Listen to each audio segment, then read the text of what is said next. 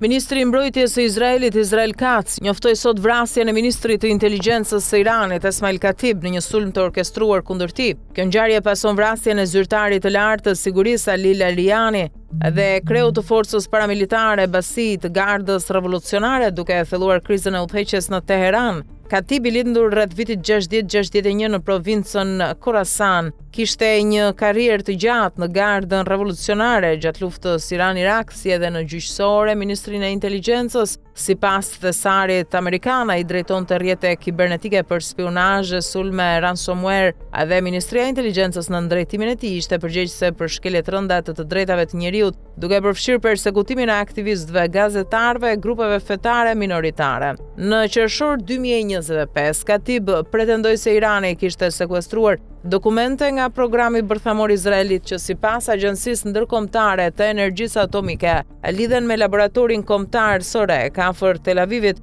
Ai konsiderohej gjithashtu bashkëpunëtor i ngushtë i Ayatollah Ali Khameneit dhe mbante postin e ministrit të inteligjencës që nga gushti i vitit 2021, duke konsoliduar ndikimin në institucionet e sigurisë. Vrasja e Katib nuk u konfirmua menjëherë nga mediat shtetërore iraniane, të cilat transmetuan drejt për drejt funeralet e Larianit dhe udhëheqësve të tjerë të vrarë. Mira njerëz morën pjesë në proces duke valvitur flamu iranian dhe duke përjetuar tensionin e thelluar brenda vendit. Ushtria e Izraelit përshkroi Ministrinë e Inteligjencës si një institucion me aftësi të avancuara inteligjence dhe Katib si një figurë kyçe në arrestimin dhe shtypjen e protestave, si edhe në përpunimin e informacionit për regjimin. Ai ruajti një balans mes politikave të linjës së ashpër dhe moderimit në raport me presidentin e ri, Masoud Pezeshkian, duke e bërë atë një figurë të pazëvendësueshme për Khamenein dhe konsolidimin e fuqisë së Gardës. Ndërkohë, sulmet izraelite vazhdojnë të synojnë udhëheqësit kryesor të teokracisë iraniane,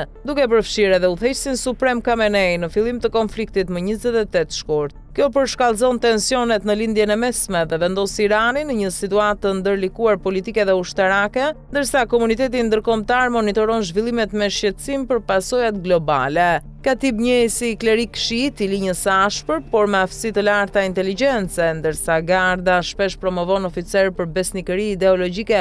Ministria e Inteligjencës në drejtimin e tij përfaqësonte profesionalizëm dhe kapacitete të avancuara në operacionet globale të inteligjencës.